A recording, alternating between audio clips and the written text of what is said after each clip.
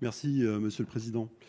Madame la Ministre, chers collègues, à compter du 1er janvier 2025, la loi 2023-1196 du 18 décembre 2023 pour le plein emploi confie la compétence petite enfance aux communes. Elles deviendront ainsi les autorités organisatrices de l'accueil du jeune enfant.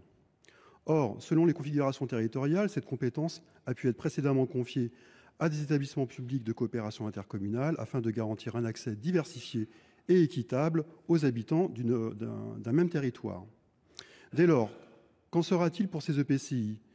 Pourront-elles assurer la continuité du service public en poursuivant l'exercice de cette compétence?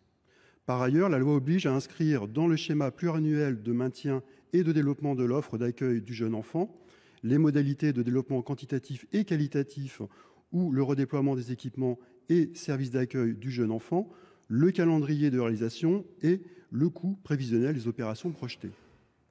Madame la Ministre, quels seront les moyens alloués à cette réforme?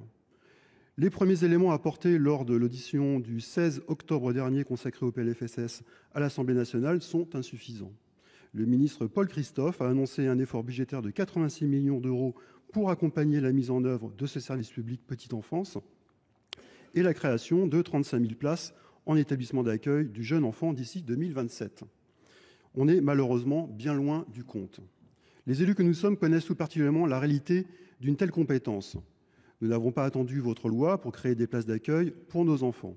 Et si le nombre de places d'accueil pour les jeunes enfants sont encore aujourd'hui insuffisantes, ce n'est clairement pas par un manque d'intérêt des élus pour la petite enfance, bien au contraire, mais bien une question de moyens financiers et humains. J'aurais donc deux questions, Madame la Ministre. Quel accompagnement de ces objectifs est prévu dans la durée? Quels moyens seront dédiés aux communes de manière pluriannuelle pour le fonctionnement d'une telle ambition? Je vous remercie. Chers collègues, Madame la Ministre, à vous.